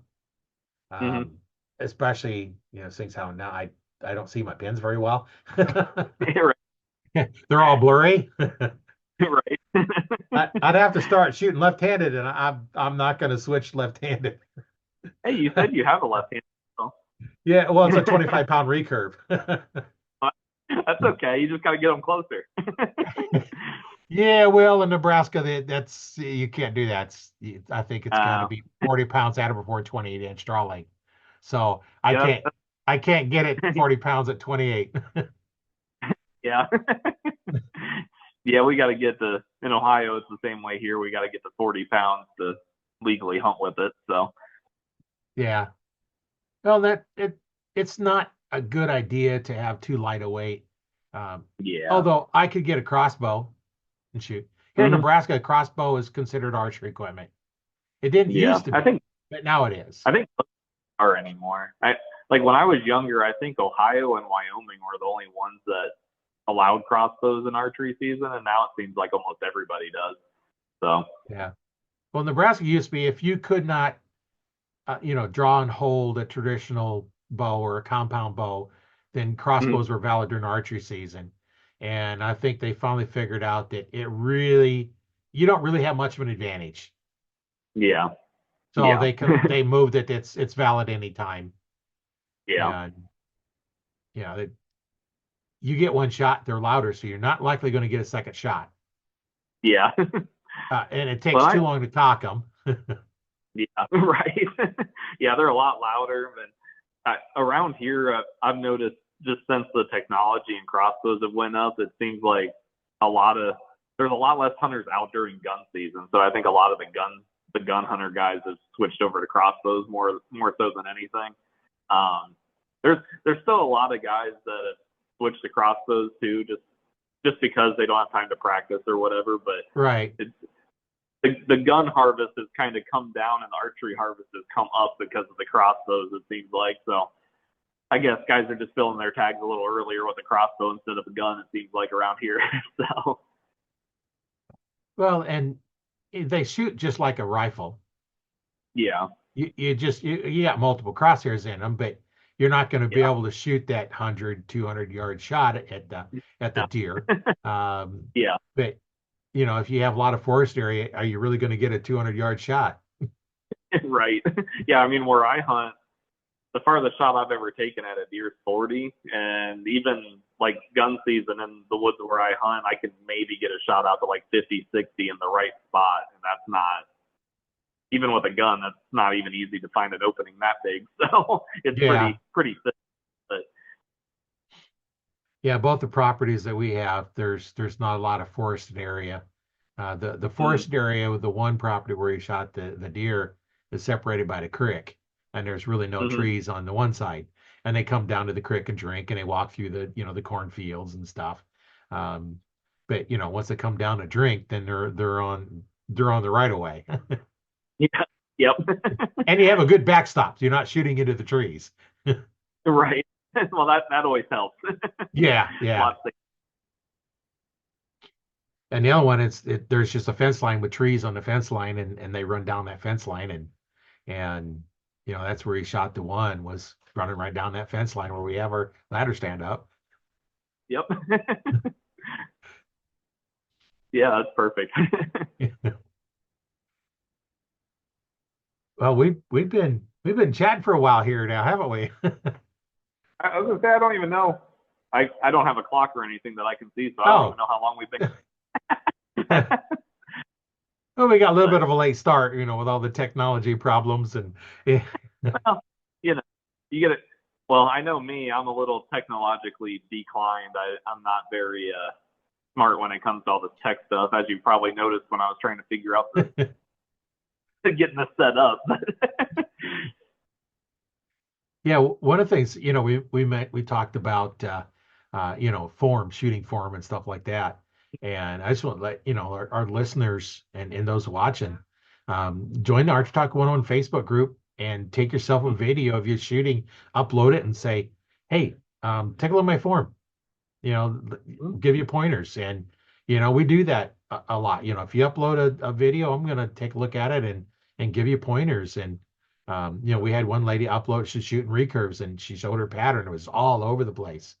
And so then I watched her video. It's like, well, every shot was a different release technique, a different Right. spot. It's like, well, Hmm. here you got to be consistent with that. And um, Right. you know, I was looking at, doing, coaching online and, what's going to take to do that. And so I started doing it. And when I first started, I'd come across this guy on Messenger, I think it was, and he said he Hmm. don't have any coaches, anybody help him anywhere near him. And I says, Yeah. well, I was thinking about setting up, doing some online coaching. And I was like, I'll tell you what, it's like just to see how it works, I'll help you for free. And so Yeah. we're going to hit send a video and I'd critique it and send it back and you're getting better, Hmm. getting better. And, it has some problems. So working through different problems. And um, guess where he lived? Italy. No clue. He was in Italy. First one I taught online, we lived in Italy. Well, I guess that's the thing with the internet. You can reach everybody. So. Right. And the second guy, he's actually in the Arch Talk 101 Facebook group. He Hmm. was struggling with some stuff, and he didn't have a very good pattern, like 20 yards. He was, probably 4 or 5 inch group, and Hmm. so I got on a Zoom call with him, and Hmm. we spent about 45 minutes, not a whole time working on his form because we get set up and everything else, but it's 45 minutes to, maybe a little bit longer. I don't think at that time I had the paid version of Zoom because I can only go like 40 minutes, I think it's, or 45 minutes. And so we Yep. spent that time on there. About 2 weeks later, he sent me a picture, 3 arrows touching. Yep. Form. And Yep. the first thing I said, okay, we need to do this with your hand. It's like, well, I can't because it's injured. I can't do that. It's like, okay, well, we'll Yep. figure out something different. And, Yep. when I teach, I teach one specific way. And I teach a Hmm. little bit different than anybody else because I spent 20 years doing martial arts. And Yep. I combine that into what I teach. And part of my teach is I'm tell you, do this, and here's why. Hmm. Yeah. It's the And that here's helps. why that gets it through. And Yep. then we're going to modify it because Yep. nobody's going to do it exactly like I teach because Right. everybody's a little bit different. Hmm. I had one guy, it's like, I'm struggling a little bit. And so he sent me a video and I'm looking at it. It's like, I better look close at this one. I got to pay attention because his form was really good. And I was like, Yeah. so I'm looking at it. It's like, okay, try to, and we're getting really detailed on Yep. picky on stuff because his form is really good and he has had a little bit of problem. So we picked out one little thing. It's like, here, try this. This is what I'm seeing that you're Yep. inconsistent with, or you can fix a little better. And, Yep. that's some of the things you can do. You can't do as well when I first started because it was Hmm. VCRs. Yep. I sorry, Yeah. when I first took it back in '95, I think, yeah, Hmm. everything was done on VCRs. Yeah. In fact, I've got 6 tapes of the whole series of the instruction. Um, Hmm. I think his name was Bernie Pelletier. He was the NFAA instructor. And I went down Okay. and had all that and then become an NFA instructor and uh, there's all kinds of things that go in. It's all videos, so that you're doing it. Now most of mine I didn't video them, so I'm watching them shoot. Well, I'm trying to Hmm. do so. You got to shoot. I'm watching one thing, shoot again, I watch something else, shoot and watch something else. And now with the videos, especially like the just the little phones is more powerful Hmm. now than most digital cameras, Oh, unless yeah. you're spending unless you're spending, five, seven, $10,000 on a camera, they're not as good as your cell phones. I was actually Yeah. talking to a lady that professional photographer, and she says, yeah, her cell phone actually takes much better pictures than her other camera, but she can't use a Hmm. cell phone. It doesn't look professional. Use a cell phone, take pictures. Yeah. They're using the digital cameras, but everybody else that's not, part of that whole group can be using their cell phones and then Yeah. upload the pictures to her. But yeah, it's just take a picture of you shooting and upload it. And Hmm. there's so many things that we can critique. You know, Oh, yeah. if you're open, if you're coachable and open to suggestions, you're gonna get better. If you're not, then I'm not gonna waste my time. Well, that's the good thing with archery too. You get out of it what you put into it. I mean, if you are willing to learn, ask questions, then actually, accept criticism about what you're doing and change some things and get consistent, I mean, you'll get out of it what you put into it. So Yeah. the biggest thing, finding somebody like you, or almost any, like a lot of people in the industry that at least know what they're doing and are able to convey it in a way that people understand. Yes. So You want me to bring you some back? Sure. Okay. food call. Yeah. Yeah. Our neighbors invited us over for homemade chicken noodle soup, and Ooh. so she's heading over there now, and yeah, it's like, whatever. She'll bring some back. Yeah, I mean, that sounds. I don't know about you, but to me, that sounds better than sitting here talking to me. So. Yeah. Well, how it goes, But anyway, we've been, it's been about an hour and a half. No, well, that went pretty quick. Yeah, it does. I don't know how long you typically do these things, but we can go as far as you want, basically. Well, I schedule them for an hour, and then in my schedule, it reserves an hour after. Okay. Because I normally need it. So you can't, the closest I can have them back to back is 2 hours. Yep. Because the schedule won't let you do that. Yeah. I've had just a few of them last, just under an hour because I had to go or something. I had one last about 4 hours. Woo. We just got, I think there's like 3 or 4 guys there, and we just got talking. It's like, next thing I know, it's like, we've been doing this for 4 hours. It's like, okay. I know I haven't done a ton of podcasts, but like the few that I've done, it seems like, they normally try to be like an hour to an hour and a half, something like that. And normally it's like, we're just sitting there talking, and all of a sudden it's like, boom. It's like, oh, it's been an hour. It's like, oh, okay. That was quick. Yeah. Kind of like whenever you said it's been an hour and a half, I'm like, oh, all right. I was thinking maybe like a half hour or so, but okay. Yeah. Well, and that's, we get into talking all kinds of different things. We've covered lots of different topics, and, each one of these, interviews I do, and each one of them is a little bit different stuff. I went up to, Nebraska has their Missouri River Outdoor Expo up at Ponca State Park, which is by the northern border, just straight up over Omaha, right up north next to South Dakota. And this is the 3rd year I volunteered up there. And next to where they do, we set up for the aerial archery, the archer area, is the tree stand safety instructors. Well, this year I decided I'm going to interview them. So I spent about an hour and a half interviewing them. And I put that as a podcast a couple times ago. You have to listen to that. There's a lot of good information in there. And, go back and if you haven't listened to it, go back and listen to it. Or you can go out to my YouTube channel, Learn to Fix It Yourself, and it's out there as well.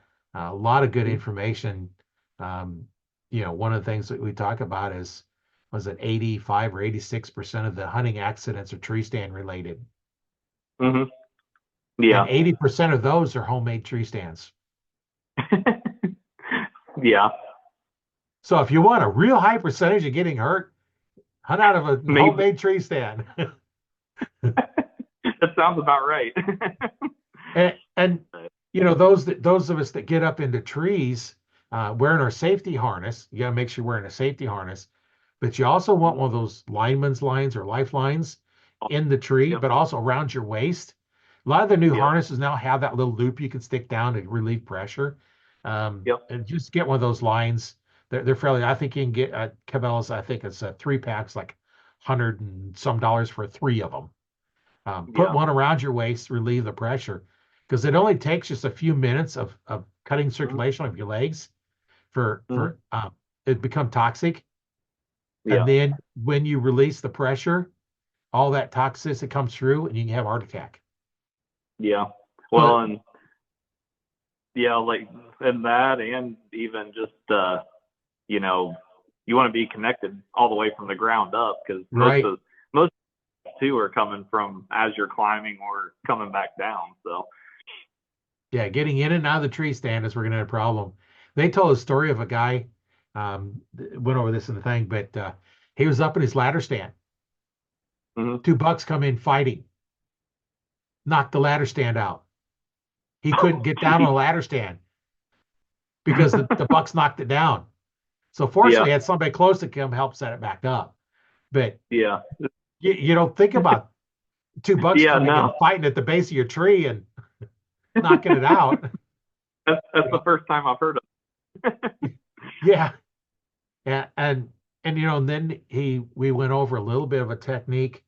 One of the things is this: you want to put your safety harness on fast and hang on it and see what it feels like, and try and get down Mhm. from it. Use the lifeline that's hanging on a tree. What you do Yep. is you tie a bunch of slip knots in it as close as you can together, and then you put your feet on it. You stand at relief pressure. Mhm. Sorry, give me 1 second here. Sure. I'll be right. Yeah, so well, he's gonna kind of continue explaining it.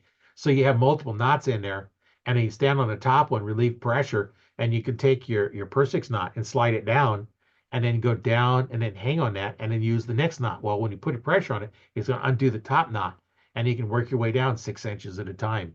That's that's technique that wears you out. So I'm kind of one of these days when I get recovered here, I'm going to try that and see what that's like to come down out of that and demonstrate a little bit more. Because he didn't really demonstrate it, but he told about it and tied the knots and showed how well it works and stuff like that. So that's kind of interesting on that. So Sorry about that. Like you said, no, I'm at no, my that's like archery club.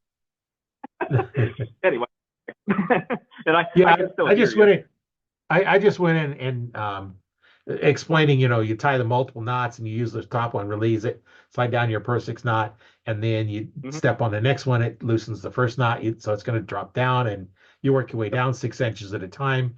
If you're six Mhm. feet up, that's going to take you a lot. If you're 15, 20 feet up, it's going to take you a long time to get down 6 inches at a time. Yeah. Well, especially whenever you're dangling, it's not Yeah, going to be fun. But because that yeah, Persix knot, you can't slide it up and down if there's pressure on it. So you have to relieve the yeah, pressure. So you got to stand up, take the pressure off so you can slide it down. yep. Yeah, it's yeah, I, see, I'm not a overly huge fan of, like, I don't want to say I have a fear of heights. I have a fear of falling, but I'm not scared of heights, but I'm scared of things that aren't stable, like that aren't secure. But Yeah. like even just, I've never heard of bucks fighting knocking over a ladder stand like that. That one, that's Yeah. like, yeah, think about like that either. Like, yeah, how are you going to get down whenever that happens? So, Yeah. Yeah. That's where you need one of those because if you're just strapped to the tree, you can't get yeah, down. And, yeah, you have a pole rope, but that you can't use that to climb down. So now right, what do you do?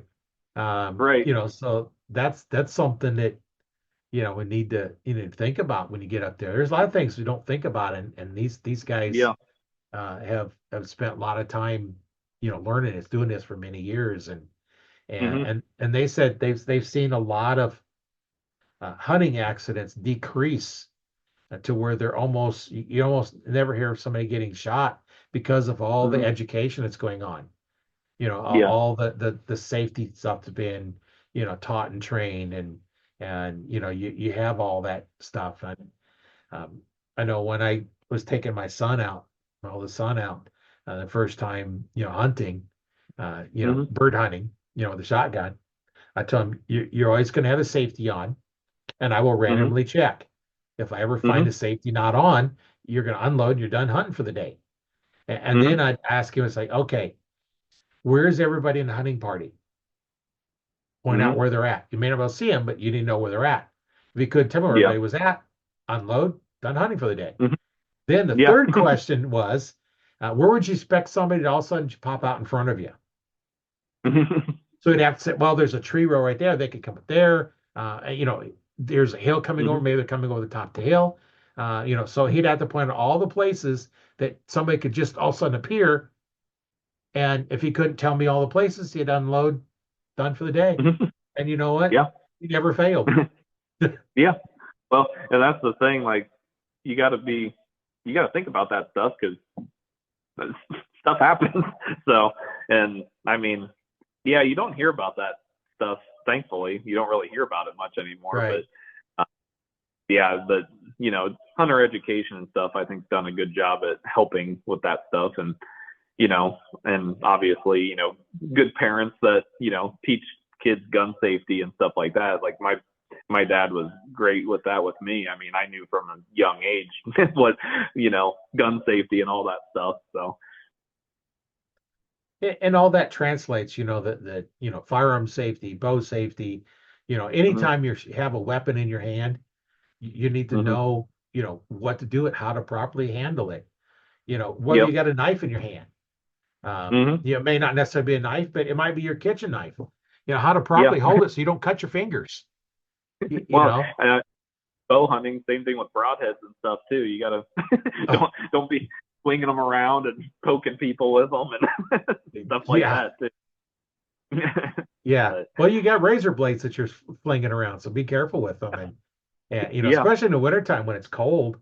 In mm-hmm. Ohio, you've got cold weather there for winter, and it's like here in Nebraska, it's cold, and when your hands are cold, it don't take Mm-hmm. much to cut them.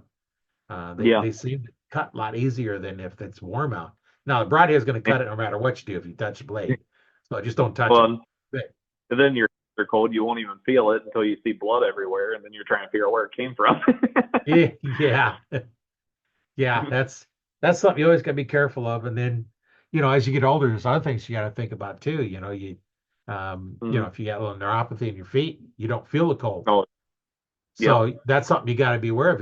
I'm not going to feel my feet getting cold, so I got yep, to make sure I have enough stuff to keep them warm. yeah.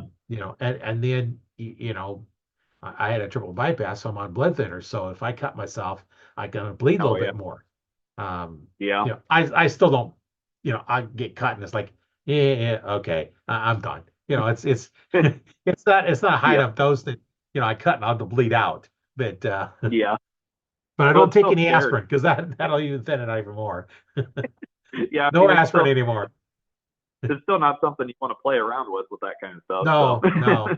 So you always got to be aware of some of that stuff, and I always have in my pack. I always have some first aid in there. hmm Something for it. Because if you get a cut, you scratch yourself on the tree bark or something. You kind hmm of nice to be able to put a band-aid on there and keep it from getting dirty and yeah, infected, and just have something with you so that you can help out a little bit. Make sure you have your gloves and your water and first yeah. aid kits, and I always hmm have multi-tool with me, and I think I got a nice, great, big old fat Swiss Army knife that I keep in there that I got long, long time ago, and yeah, Yep. and then flint and steel, and hmm so yeah, stuff is like I generally carry enough stuff. If I had to stand in the forest at night, I could do it. Right. Yeah, I might only be a couple hundred yards away from the house, but I could do it. Yeah. Well, the same thing too. It carries along too in the wintertime here in Nebraska. I keep hmm stuff in my trunk where if it's below zero, I could pull my hmm blankets and stuff out of my trunk and put them on. I got my cover also there, and I got blankets, and I could spend the night in the back seat Yeah, of the car because it'll cramped up in the front seat. But I could move the seats forward and spend a night in there and at least stay warm. Wouldn't have any yeah, food or water, but you could make it all night without food and yeah. water. You might be real thirsty in the morning, but Right. Yeah, you'll at least make it the night and not freeze yeah. to, frostbite or something. So, Yeah, 'cause we had a, a snowstorm come through, a blizzard come through, and one of the roads I take to get into Omaha, an inch of snow will pretty much shut the road down because it drifts so bad. uh-huh. And I knew if it's got much snow, that I'm not even going to bother trying to go in town. Um, hmm and yeah, there was a whole bunch of cars got stuck in it.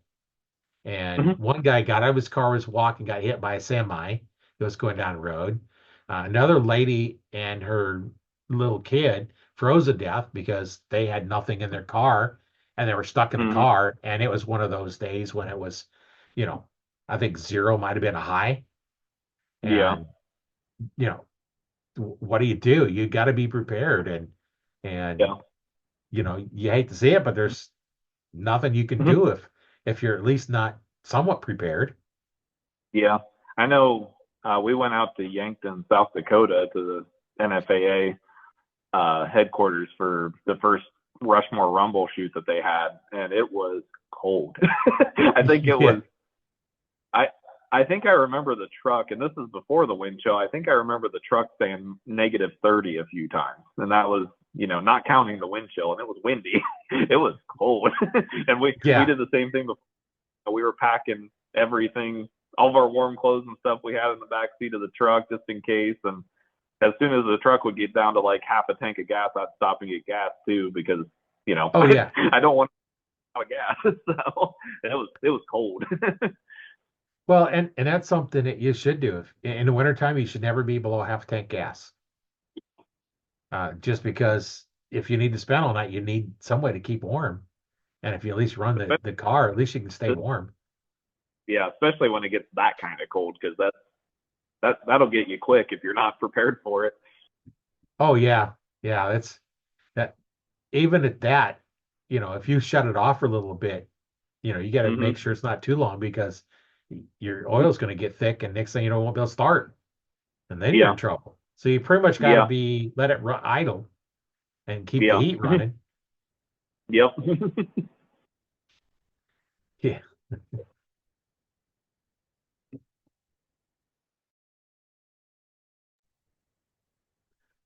Yeah, it's definitely got to be prepared. Yep.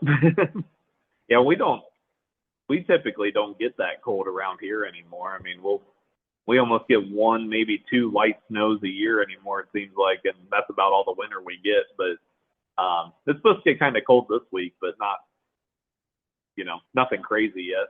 So I think Yeah. we're supposed to get a couple times for the highs, but that's pretty cold for around here anymore. Yeah. Yeah. Well, I think we'll let you go so you can get doing what you got to do the rest of the night. It's All right. been great talking with you. We Yeah, covered all yeah. kinds of subjects here, and I just wanted to let everybody know it's like if you have any questions, of Justin or Rogue Archery Strings, get a hold of him. I'll leave a link to your the bowstrings, the Rogue bowstrings in the description.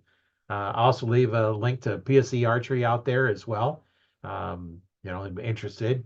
Yeah, we're both real fond of PSE bows. Um, Yeah, a little. yeah, yeah.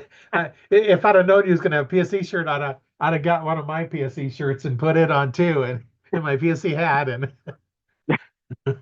I didn't think about it when I got to work today. I was like, oh, well, I guess that works. I, yeah, that I just works. I was like, oh, well, that works out for a video. So Yeah. Well, and you got a Rogue string hat on too. yeah. Yeah, yeah, Rogue I, bowstrings. I normally have Rogue somewhere just because I work there all day, and then normally I'm about an archery billboard because that's what most of my clothes are anymore. So Yeah.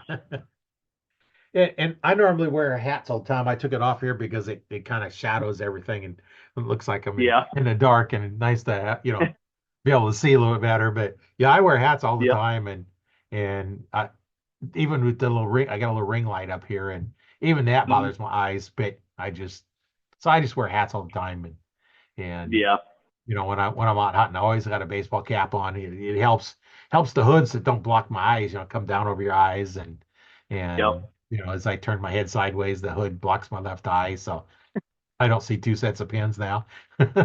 yeah, right. Yeah, Yeah, that's another story. I got my right eye is getting blurry, and I see mm, two sets of pins. I've always seen two sets of pins, but my right eye's a bit mm, clearer, and the left eye's not as clear. So my mind is mm, always picks up the clear pins, ignores the other yep. ones. Well, I didn't realize it, but my right is fogged up, my left one is clear. So I shot a deer, and I know that pin was right where it was supposed to be, right behind that Oh god. shoulder. I hit it Uh, on an artery on the back hip. Still got the mm-hmm, deer, and I was like, yep.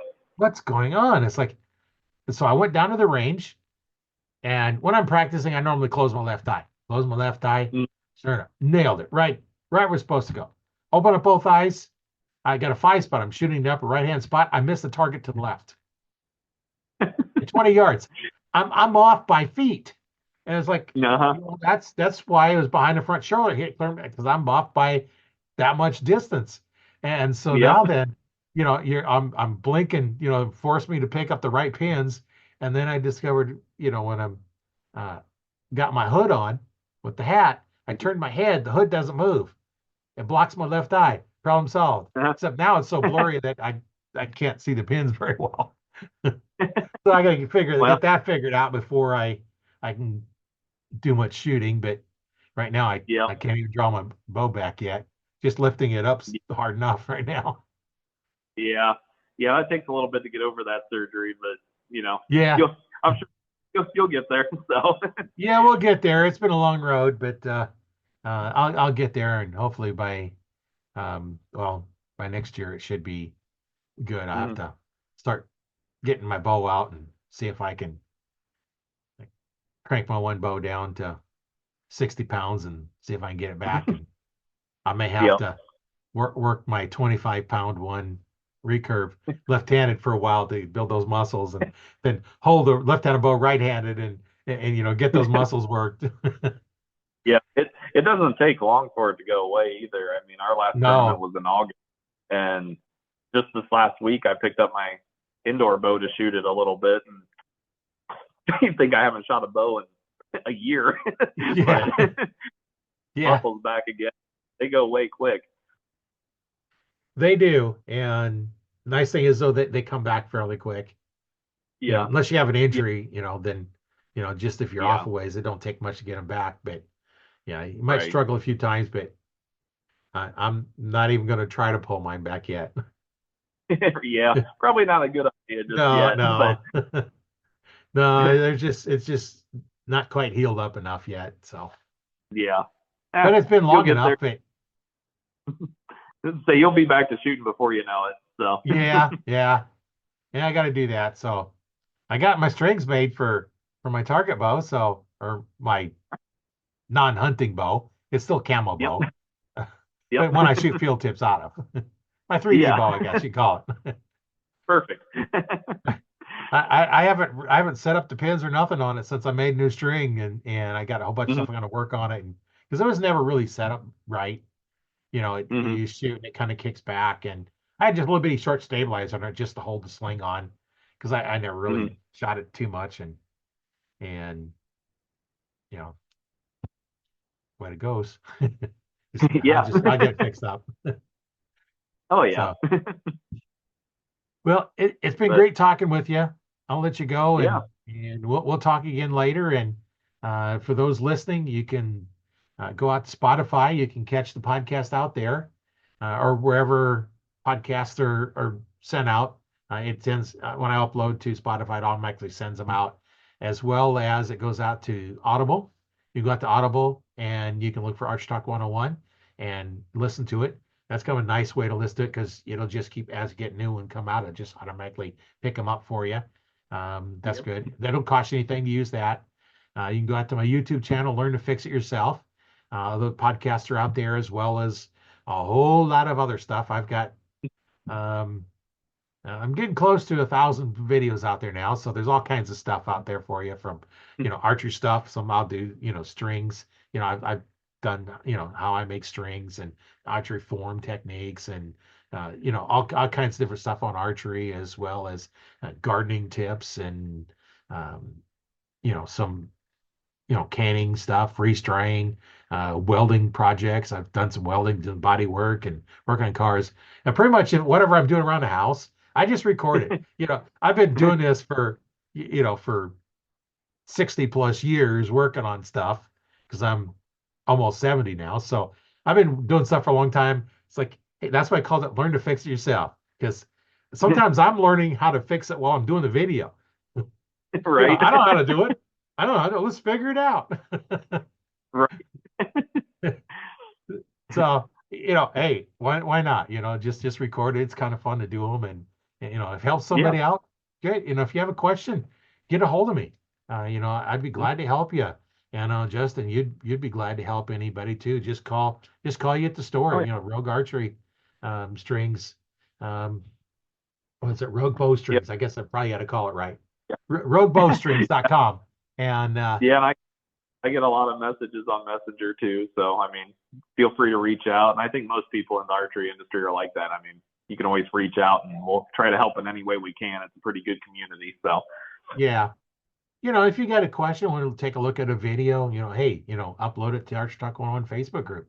That's a mhm. place to get them, and you get the videos there right away.